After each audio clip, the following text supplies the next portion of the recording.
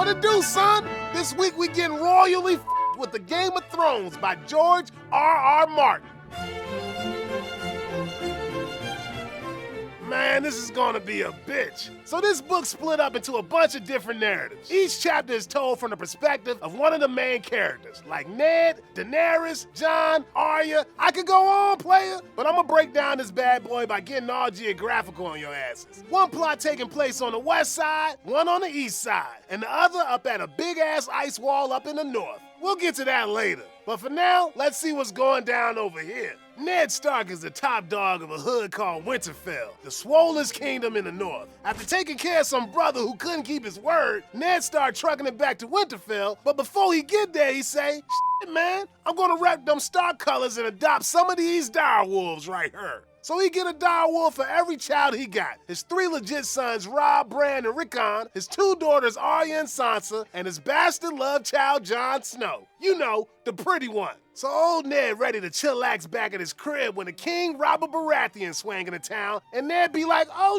shit, brother, what you doing in my hood?" The king like, "Son, you heard the news? My right-hand man, Jon Arryn, just got murked, and ain't nobody know why." Ned like, "No shit. Word. You gonna get my back and be my new advisor? Man, that ain't really my style." But when Ned's woman Catelyn get word from her sister Lysa that it was Robert's queen and her fam, the Lannisters, that were behind the hit, Ned like, "F it, let's do this, king." Now the Lannisters be another one of the great crews of the 7 Kingdoms. King Robert is married to Cersei Lannister, and her twin bro Jaime Lannister is supposed to protect the king in case anyone try to step. Later, Ned's boy Bran just minding his own business when, shorty walk in on Cersei getting some of that bro sauce from Jaime. Now that ain't right. They gotta make sure Bran don't snitch, so they toss his little ass out a window. Now he ain't dead, but dog is f***ed up and don't remember nothing. So Ned heads to King's Landing with his 2 girls, Sansa and Arya. Joffrey, the 12-year-old son of the king and Sansa's future man, is always talking smack and trying to start shit.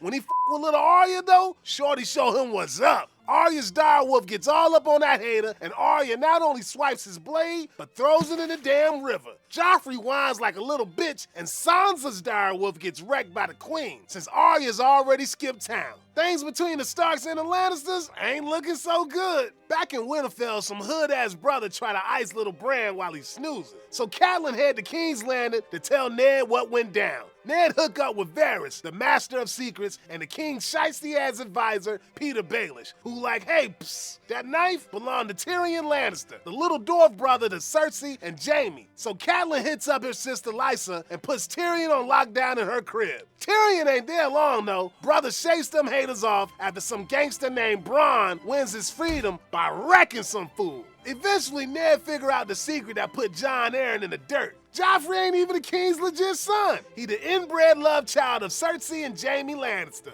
Ugh! That mean he ain't got no right to the crown. When Cersei realized what Ned know, she like, "Damn, I gotta get that crown on Joffrey's head before the word gets out." So girl plots on her hubby, and King Robert gets ganked in a hunting accident. Now that he dead, Ned grabs Peter Baelish and say, "Dog, I need some thugs to get my back while I challenge Joffrey's claim to the throne." Baelish like, "Show thing, blood, I got you." But Baelish betrays him, Joffrey becomes king, and slices Ned's damn head off. Ice cold. When Ned's oldest boy Robb hear his daddy been done dirty, he started building a fat crew of Northerners. After making the Lannister army his bitch, everybody started calling him the King of the North. Swag.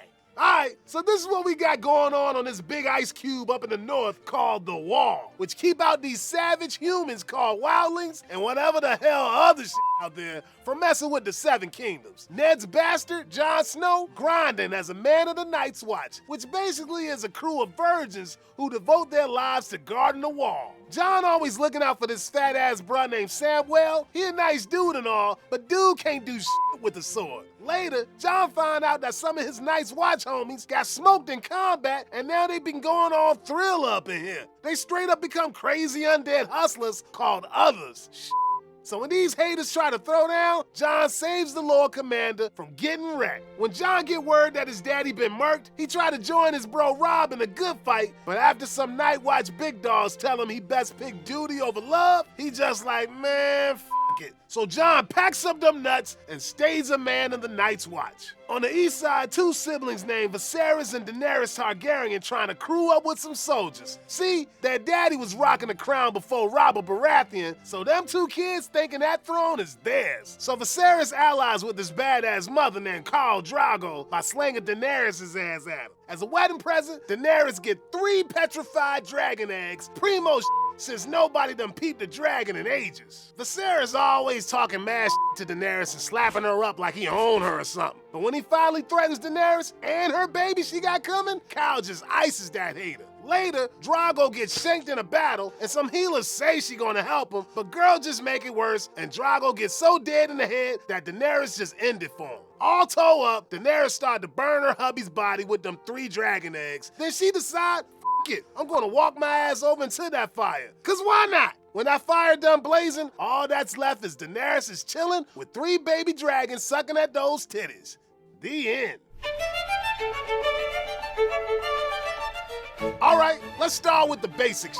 Like you probably guessed from the series title, this book's strapped with images of ice and fire. Now, a lot of them are gonna jump right on out at you. For example, that Stark crew, all lifed out. The Stark motto is, winter is coming. And Ned's sword even called ice. Plus, we got them ice-cold other brothers roaming around. Brrr! On the fiery side, we got Daenerys chilling in flames and heading up a brand new posse of 3 fire-breathing dragons. But we also getting some subtler shout-outs to ice and fire. When somebody from the Night's Watch gets wasted by one of the others, the pale sword bit through the ring mail beneath his arm. The young lord cried out in pain. Blood welled between the rings. It steamed in the cold, and the droplets seemed red as fire where they touched the snow. But don't trip, homegirl, cause that ain't all. We got some pretty tight symbols in the novel, too. My personal fave is the direwolves. When Ned and his children find a mama direwolf on page 18, Mama Dub got a foot of shattered antlers stuck all up in her throat. If you open up your eyes and peep the House Baratheon sigil, you'll see that they got a stag front and center, whereas the Stark crew got a gray direwolf. So that wolf died from an antler, foreshadowing that old Ned Stark about to get his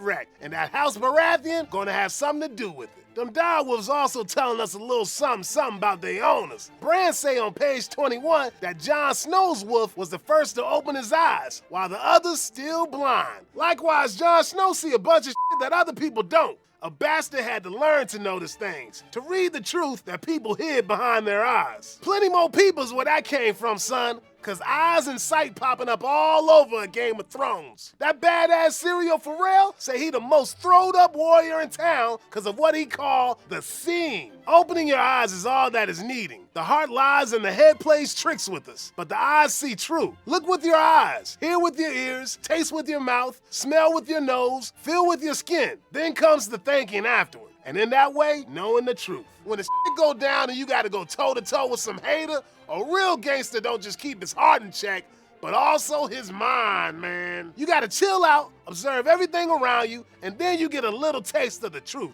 But if this book's showing us one thing, it's that ain't nobody got a lock on truth. Not even the realest thug of them all, Ned Stark. Homeboy puts the truth aside twice for the people he loved and pay for it with his head. As the Lord Commander of the Night's Watch preaching, the things we love destroy us every time. In a world where everybody backstabbing everybody on the reg, how's the brother gonna feel like he got any control over his destiny, man? Well, maybe the only power you can really count on is power over yourself. Tyrion dropping the same knowledge on Jon Snow. Let me give you some counsel, bastard. Never forget what you are, for surely the world will not. Make it your strength, then it can never be your weakness. Armor yourself in it, and it will never be used to hurt you. If they want to give you a name, take it. Make it your own, then they can't hurt you with it anymore. So take the power into your own hands and make sure to pre-order the Thug Notes book. For those of you that don't know, it's coming out in August, and it'll be the dopest breakdown of the classics you'll ever read, for real. And hey, go check out another super smart channel called D News. And if you got Game of Thrones on the mind, check out that video on how inbreeding messes with your genes. Ugh, Joffrey. Oh, and one more thing. I just want to introduce you to the new host of a new show on Wisecrack. This is Ella Darling, and this is Sovereign Side. They're awesome. Hey, the show's coming soon, so make sure to check them out. Can't wait to see you guys. See you soon. Do you ever find yourself wondering about ancient history? Maybe Greeks, All the time. Maybe some Egyptians. Mm-hmm. A little bit of French. I love French. Parlez-vous français? Oui, oui.